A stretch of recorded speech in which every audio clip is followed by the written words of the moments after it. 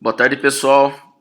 Então eu vou iniciar aqui uma gravação para ensinar vocês como é que faz hoje uma análise no Exabase, tá? Então eu estou aqui dentro do servidor, já entrei no servidor, né?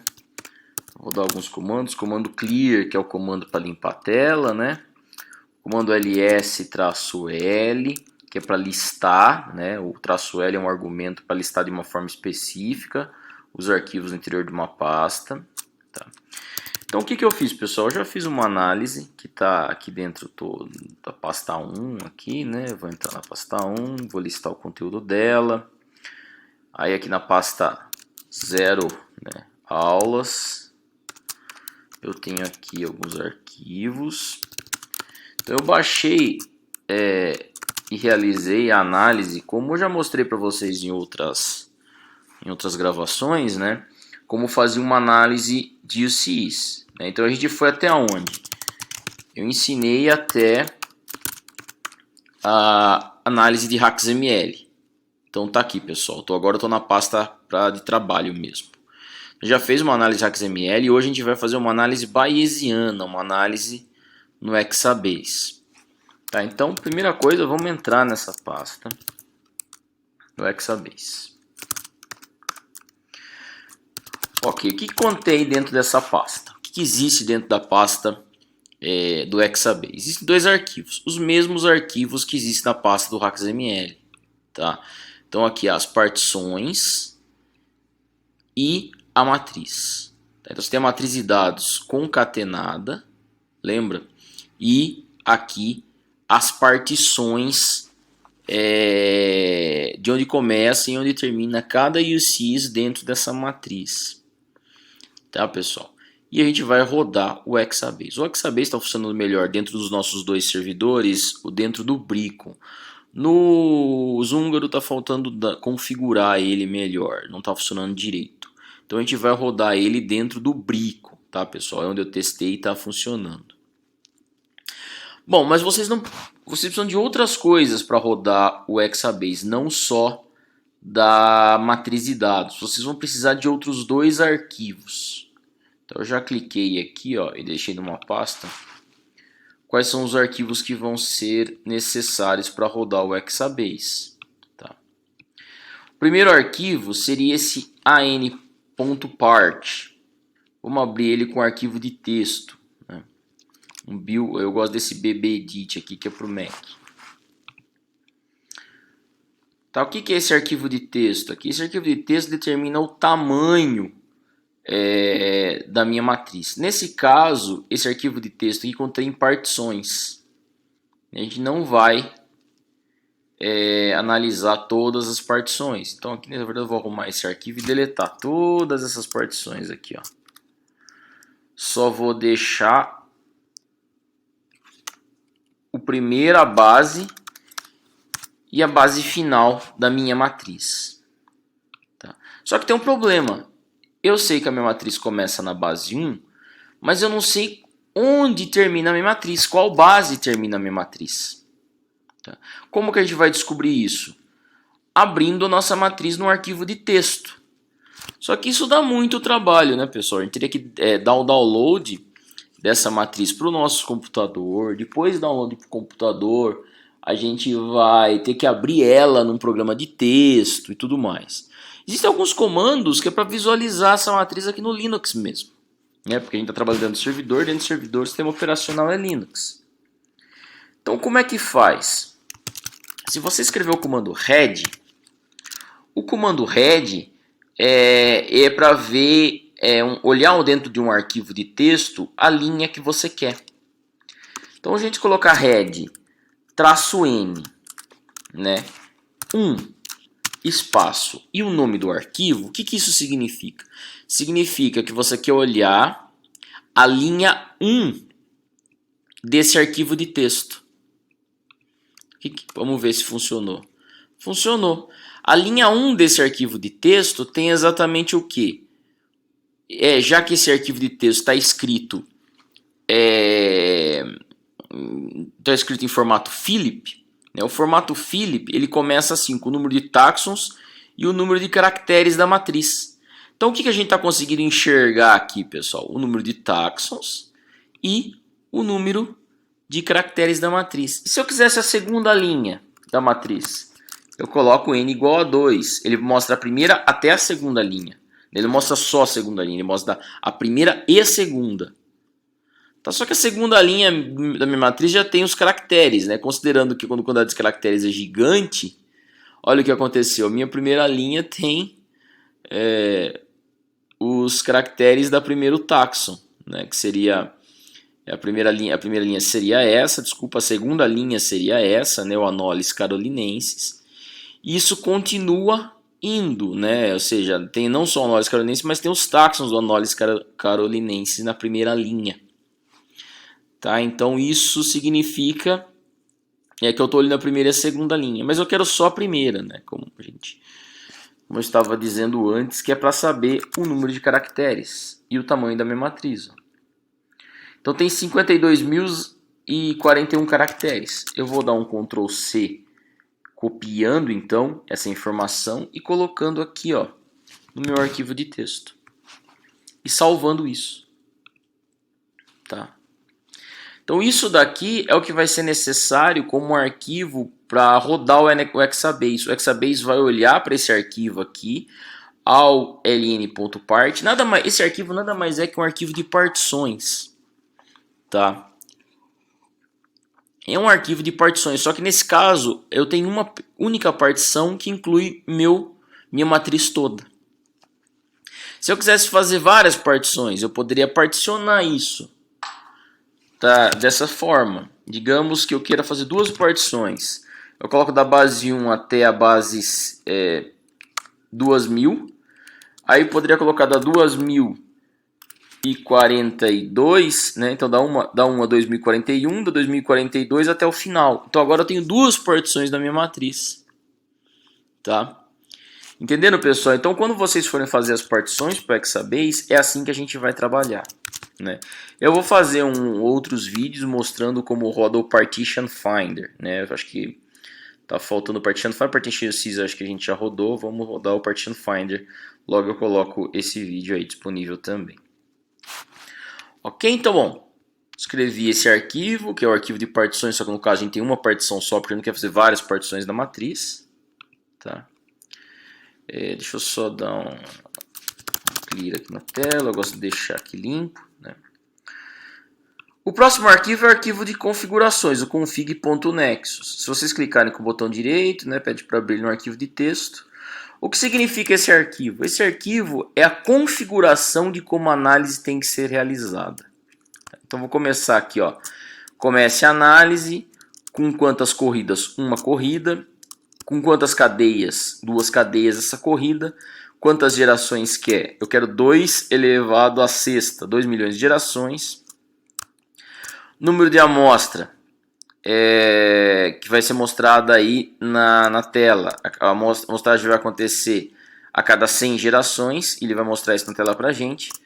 Aqui é um ponto de checagem que não vale, não sei exatamente o que significa. E depois, nesse caso, eu coloquei um argumento. Esse argumento significa o seguinte, que eu quero que a análise se inicie com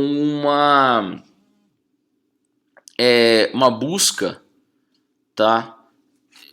Uma árvore de parcimônia. Então a busca bayesiana vai iniciar a partir de uma árvore de parcimônia. Então ele vai gerar uma árvore de parcimônia e aí as buscas das cadeias bayesianas vão ser iniciadas. Tá? Então o programa precisa também desse arquivo. Então o que vocês vão fazer, pessoal? Vocês vão jogar esses dois arquivos aqui, depois deles configurados, no mesmo local onde está a sua matriz de dados. Ok? Vocês podem fazer isso da seguinte forma, através do CyberDuck, lembra do CyberDuck? Vocês podem fazer isso através do comando scp, né? Existe uma outra maneira muito interessante que eu descobri há pouco tempo, né? Que é como criar um arquivo de texto dentro do Linux. Tá? Então, se vocês utilizarem o comando cat, colocando o sinal de maior espaço e o nome do arquivo, Qual é o nome do arquivo? aln.part. aln.part. Tá? Eu vou abrir esse arquivo de texto e copiar o conteúdo dele. Tá? Então, o que tem aqui no meu arquivo? Tem esse conteúdo aqui. Então, o que eu escrevi? Cat maior aln.part. Você dá um Enter e copia o conteúdo do arquivo de texto aqui dentro. Depois de copiado, para sair desse arquivo, você dá um Ctrl Z. O que ele fez? Fechou meu arquivo de texto. Se eu der um ln-l, o ls-l agora, o meu arquivo de texto vai estar aqui. Então eu acabei de criar um arquivo de texto dentro do programa. Ou seja, lá no Linux, né? Não dentro do programa, não, lá no Linux, né? no servidor. Tá?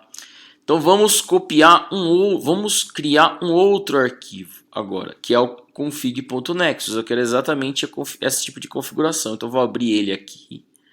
Pessoal, acompanhem de novo aqui para vocês decorarem bem essa informação. Estou fazendo 2 vezes, são 2 arquivos. Tá, então, o nome do arquivo é config.nexus. Então eu vou escrever cat, sinal de maior, e o nome do arquivo que eu quero. Como é que é o nome do arquivo? config.nexus. Tá? Então, esse daqui é o nome do arquivo de texto que eu vou criar. Tá? Se eu der um Enter, ele vai falar assim, bom, agora esse arquivo está sendo criado. Qual que é o conteúdo desse arquivo de texto? Tá? O conteúdo do arquivo de texto vocês vão colocar agora. Né? O conteúdo é esse begin run, tá até end.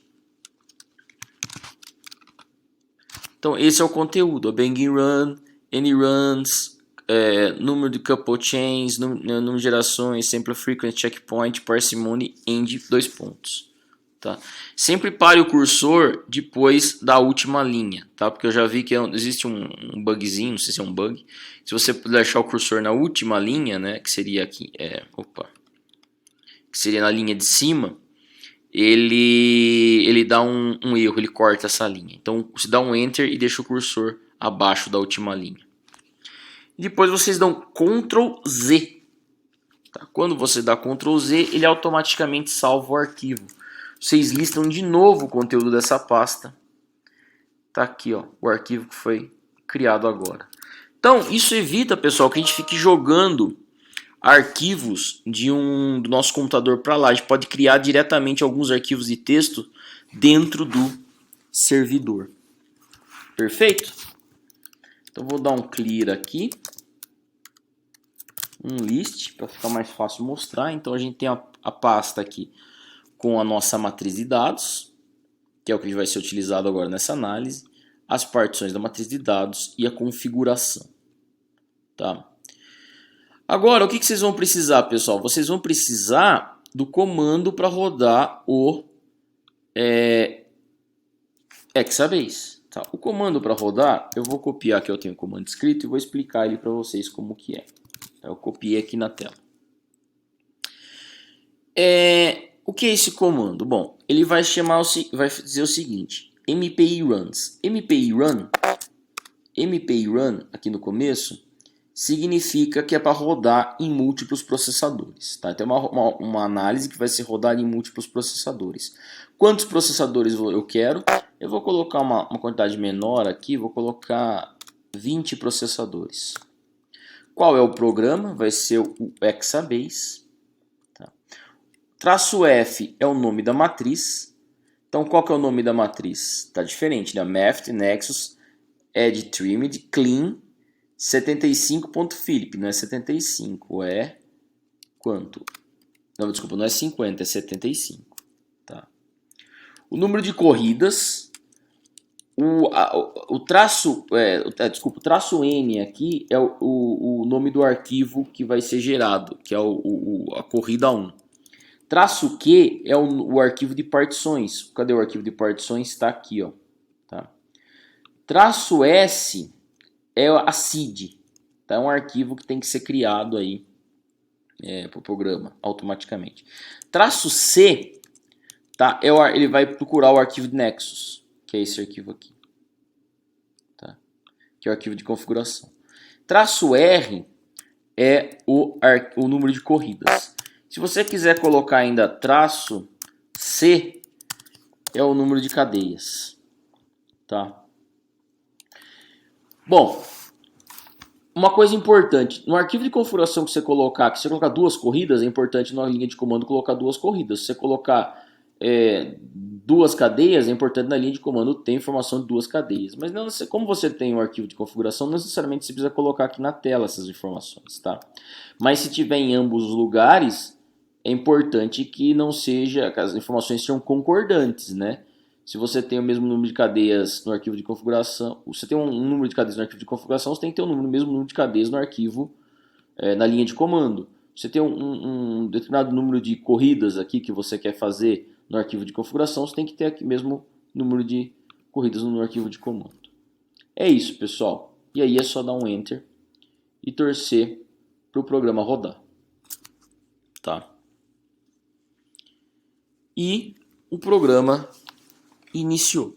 Às vezes ele dá alguns errinhos, não se preocupem com essas informações de erro que ele põe aqui pra gente, né? E é isso, tá, pessoal? Então essa análise vai demorar um pouco para ser realizada, até de 10, 20, acho que até mais, né? Essa matriz é relativamente grande, 51 mil caracteres, não é tão grande para os UCIs, mas é relativamente grande. Então vai demorar um pouco. Eu vou parar esse vídeo por aqui, daqui a pouco eu volto com o vídeo B, mostrando como visualizar esses arquivos aí que estão sendo gerados.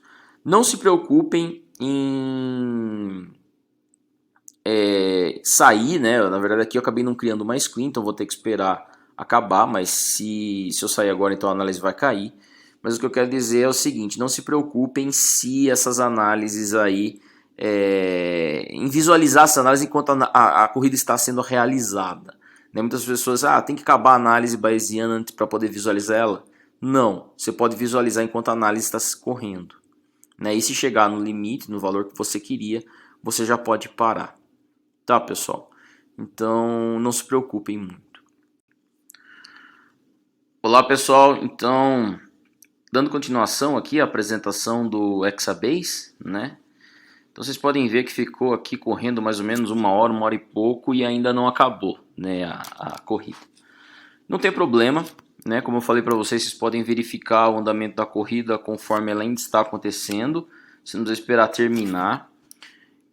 Eu, por exemplo, vou cancelar, né, então eu vou dar um Ctrl C, automaticamente a corrida foi cancelada.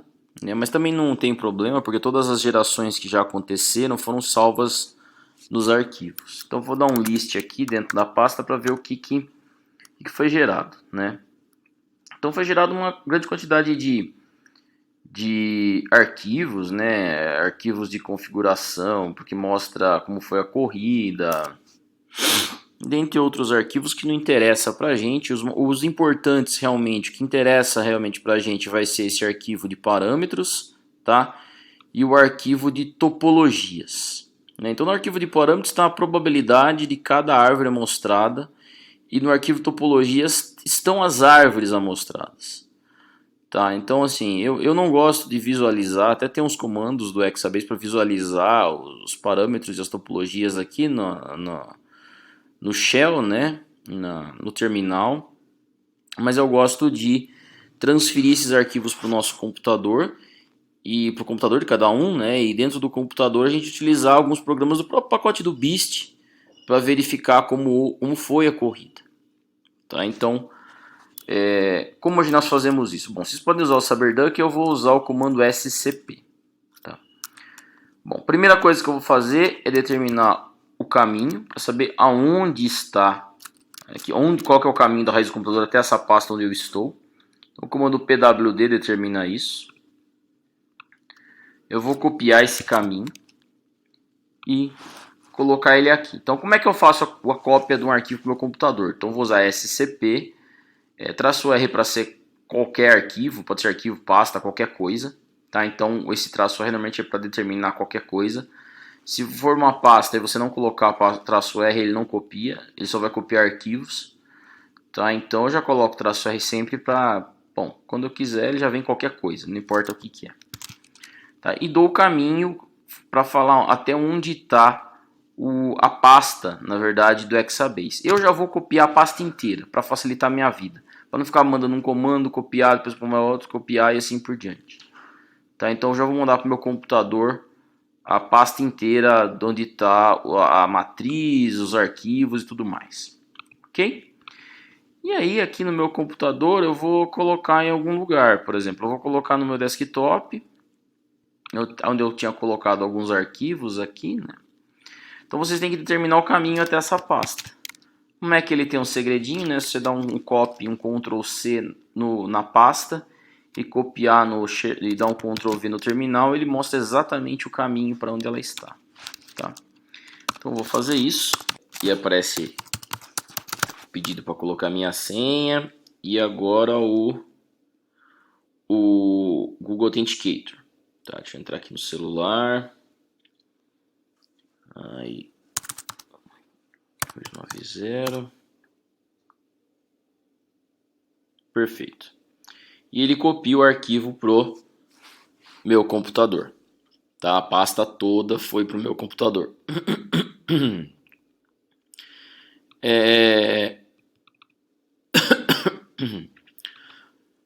Foi para esse caminho aqui, então eu joguei a pasta que estava lá no servidor dentro dessa pasta Run Exabase. Tá? Aqui está então a pasta. Tá? Então aqui ó, Math, Next, Trim, Clean, 75 Exabase. A gente entra nela, a gente vai encontrar então lá os dois arquivos que a gente precisa verificar. O primeiro arquivo é o arquivo de parâmetros e o arquivo de topologias, pessoal. Tá? Lembra, o arquivo de parâmetros fica salvo as probabilidades e o arquivo de topologia as topologias das árvores. Né? Então, bom, a gente poderia, como eu já disse, verificar esses arquivos e gerar a árvore consenso com o próprio programa, algumas linhas de comando do próprio Exabase, né? Mas eu acho muito ruim se a gente tem um pacote, né, do pacote do BIST, que tem uns programas bem interessantes, né, bem legais de se verificar as estatísticas da corrida depois de obter o consenso das árvores, né? O primeiro programa, então, qual que é o programa? O programa Tracer, tá? Acho que vocês já estão acostumados a usar, principalmente quem já usou o pacote do BIST. Né? Então aqui está o Tracer, eu abri o programa, então vocês abrem o programa, clica aqui na opção mais e abre o arquivo de parâmetros. Tá? Então no Tracer, sempre associa isso, no Tracer arquivo de parâmetros. Aqui o arquivo de parâmetros. Então cliquei no maisinho lá, selecionei o arquivo de parâmetros e vamos abrir esse arquivo. Né? Então tá aqui, pessoal, abriu, nossa, a corrida ficou muito boa, né? Até porque eram só 4 terminais, então a convergência, né, a análise bayesiana convergiu muito rápido para um universo específico de probabilidades e explorou muito bem esse universo. Né? Isso que quer dizer esses resultados aqui à esquerda. Então a gente tem, ó, os valores, o efetivo sample size sempre acima de 200, né? Então o ideal é que todos os parâmetros aqui estejam acima de 200. Para matrizes muito grandes, pessoal, às vezes isso não é verdade, isso não acontece. Não é um grande problema para a gente, às vezes, quando isso não acontece. Depende muito do parâmetro que não convergiu, tá? O ideal é que sempre todos convirjam, né? Cheguem numa fase estacionária e explore muito bem o espaço dentro dessa fase estacionária. Mas nem sempre isso acontece. Tem um outro gráfico que a gente pode observar aqui, que é esse gráficozinho aqui do Tracer, que computa a probabilidade pelo número de geração. Então vocês olhem que a probabilidade se mantém constante dentro de um universo, né? Ela sobe, desce, sobe, desce, sobe, desce, sobe, desce ao longo das gerações. Então isso significa que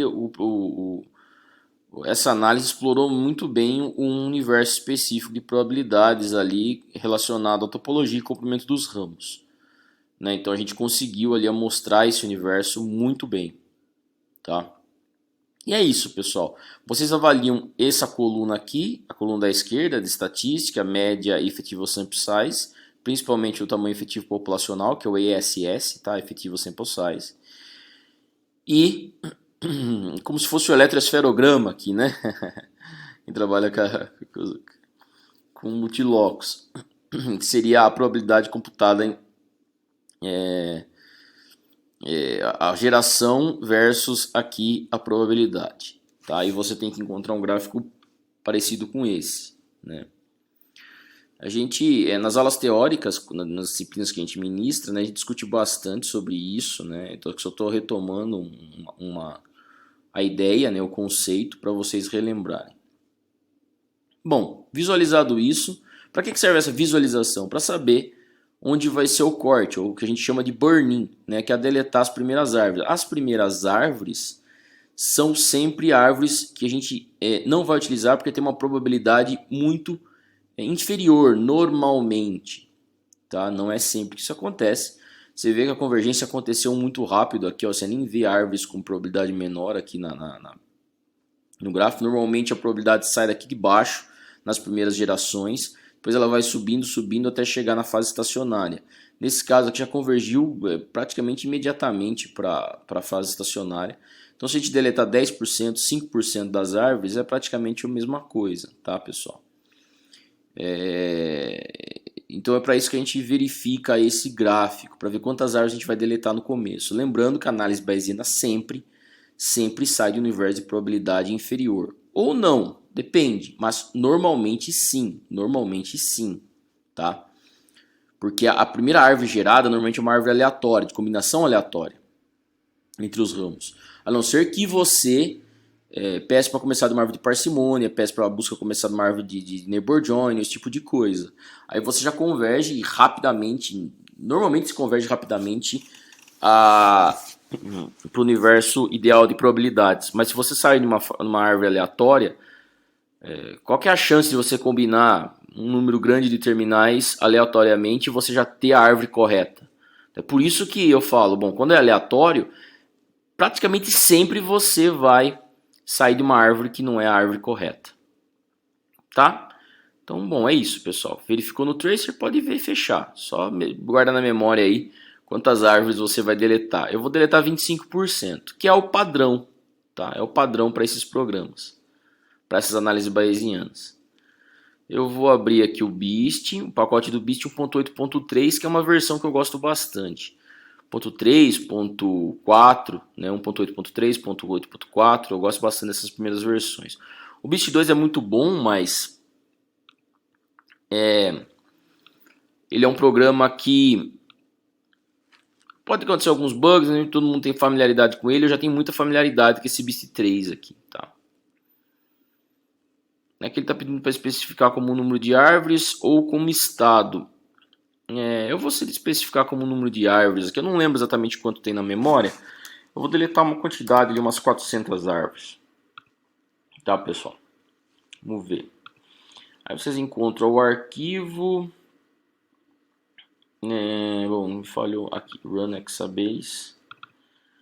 E no Tracer vocês vão abrir o arquivo de topologias. Ok? Topologias.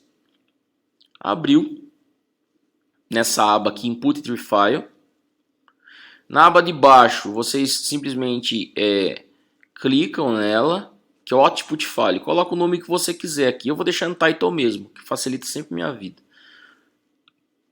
Então, Untitled, que significa o nome do arquivo de saída. Então, você vai ter um arquivo de entrada e como é que vai ser o nome do arquivo de saída? Vai ser esse. E você vai deletar as 400 árvores iniciais. Por que eu coloquei 400 aqui? Bom, é um número que eu joguei aí, pessoal. Não sei quantos vão ser deletados na verdade. Eu queria deletar 25%. Mas depende da versão do BEAST. Você pode ter ali o número total de árvores que você quer deletar ou o número a porcentagem já que você quer deletar, né? Esse aqui eu não lembro se é esse estado que deleta a porcentagem, mas tudo bem. Eu coloquei 400. O ideal é você saber quantas árvores realmente tem na memória. Bom, digamos que tenha 1000. Aí você pode deletar 250, 25%. Tá? Na verdade, a gente vai saber quantas árvores tem salvo a partir do momento que eu clicar em Run, que ele já me mostra quantas tem. Então, às vezes eu corro 2 vezes, né, para saber exatamente quantas árvores tem. Então, ó, correr. Olha, total de árvores lidas. Ó, então tem 5.181 árvores. Agora eu consegui determinar, né, quantas árvores tem. Então eu deletei 400 árvores. Não seria o suficiente para deletar 25%, né? Por exemplo, aí como eu sei agora exatamente quantas árvores tem na memória, eu posso fazer a corrida de novo se eu quiser. Posso fechar aqui, abro o Tree Annotator de novo. Vamos deletar então 20%. 20% é em torno de 1000 árvores, né? Aí eu clico aqui, mesma coisa, abro novamente aqui o programa de topologias. E aqui eu deixo Untitled, só que agora Untitled 2, né? Por isso que eu, para facilitar minha vida, se eu quiser exportar várias árvores com vários cortes diferentes, eu vou só colocando 1, 2, 3, 4. Ok? Então agora eu sei que eu tenho 1000 árvores, vou deletar 20%. 5.000 árvores, vou deletar 20%. Então eu vou deletar 1000 árvores. Tá? Corro. E agora sim, pessoal. Ó, deletei em torno de 25% aí das árvores. Em torno de, não precisa ser exato o valor aqui. Ok? Quando ele termina de fazer aí o corte, o consenso pra gente, ele escreve Write Annotated Tree e Finish, Quit Program to Exit. E assim. Fechou aqui. Fechou o programa. E perfeito, pessoal. Vocês vão encontrar os dois arquivos exportados aqui. São os dois arquivos de árvores, né? Então, para a gente visualizar esses arquivos de árvores, eu sempre utilizo o Figtree. Eu gosto bastante aí do Figtree. Meu computador está dando uma bloqueada aí nos programas. Incompatibilidade de versões, né? Bom, então estamos aqui no Figtree. Clicou em arquivo. Abrir. Vocês vão abrir aí o Untitled 2, né, que é a árvore deletada a 25%. Tá? Então fui lá, encontrei dentro da minha pasta. Então, pessoal, aqui é importante, como o Exabase e análise bayesiana de uma maneira geral, pode ser o BIS também, o MrBase, ele gera um monte de arquivos secundários, né, a quantidade de arquivos que foi sendo gerados desde o início da corrida.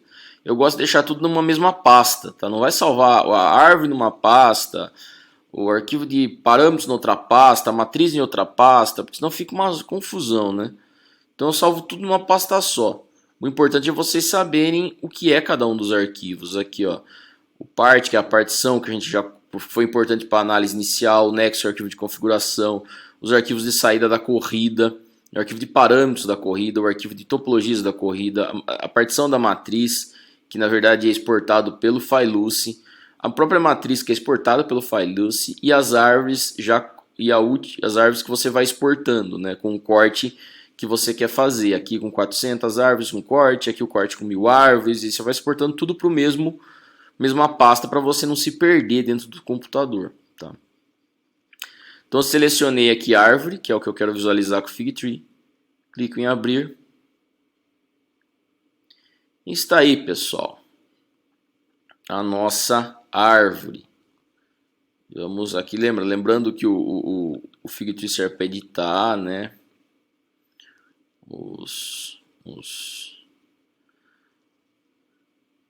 Bom, então a gente tem aqui um mamífero, né? Um Anolis. Não, Anolis não.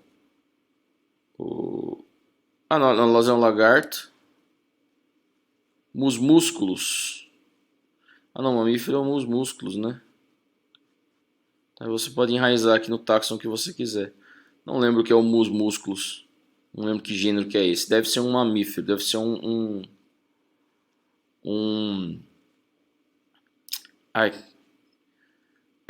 deve ser um roedor. Aqui é um lagarto. E aqui é um galo, é uma ave. E aqui é um alligator, que é um jacaré.